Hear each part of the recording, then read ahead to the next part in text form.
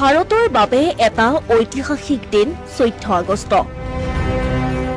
এই বিশেষ দিনটোতেই সলনি হৈছিল ভাৰতৰ মানচিত্ৰ। এটা নিশাৰ ভিতৰতে জন্ম হৈছিল এখন নতুন দেশ। 15 আগষ্টত দেশে পালন কৰিব 78 সংখ্যক স্বাধীনতা দিৱস। গৌৰৱ উজ্জ্বল 77টা বছৰ অতিক্ৰম কৰি স্বাধীন ভাৰতে 78টা বছৰত ভৰি থব। সমগ্ৰ দেশ উৎফুল্লিত হৈ আছে স্বাধীনতা দিৱসক লৈ। কিন্তু কেৱল 15 আগষ্টই নহয়, 14 আগষ্টও ভাৰতৰ ইতিহাসৰ বাবে এটা উল্লেখনীয় দিন। কিয়নো এই দিনটোতে ভাৰতৰ এটা অংশক অন্য এখন দেশৰ মৰ্যাদা প্ৰদান কৰা হৈছিল। এই দেশখন হৈছে পাকিস্তান। 14 আগষ্টৰ দিনটোতেই চুবুৰীয়া দেশ পাকিস্তানে স্বাধীন দেশ হিচাপে আত্মপ্ৰকাশ কৰিছিল। 1947 চনৰ 14 আগষ্টত দেশৰ ভূগোল, সমাজ, সংস্কৃতি বিভাজিত হৈছিল।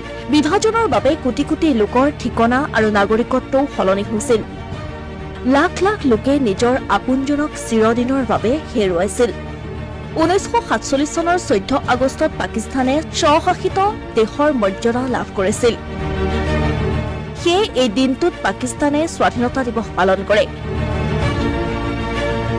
ভাৰতে স্বাধীনতা লাভ কৰাৰ সময়ত দেশৰ মুঠ জনসংখ্যা আছিল প্ৰায় 40 কোটি। স্বাধীনতাৰ পূৰ্বে মুছলমানসকলে নিজৰ বাবে এখন সুকীয়া দেশৰ দাবী কৰিছিল। তাৰ বাবে স্বাধীন হোৱাৰ সময়ত দুটা ভাগত বিভক্ত হৈছিল ভাৰত। সেই সময়ত হিন্দু প্ৰধান ভাৰতত মুছলমানৰ জনসংখ্যা আছিল 1/4।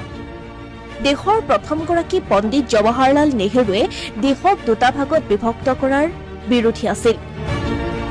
কিন্তু জিন্নাৰ জেদৰ বাবেই ইংৰাজে যোৱাৰ সময়তো এখন দেশৰ মাজতেই এডাল ৰেখা অংকন কৰিবলৈ সুযোগ পালে।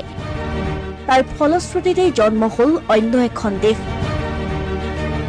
একেলগে ব্ৰিটিছৰ বিৰুদ্ধে যুঁজ দিও একেখন দেশতেই থাকিবলৈ নাপালে একাংশই। এটা দিনৰ পূৰ্বে একেখন দেশৰে নাগৰিক হৈ থকা সকলৰ নিশাটোৰ ভিতৰতেই সলনি হৈ পৰিল নাগৰিকত্ব। Asomiya Pratidin digital desk.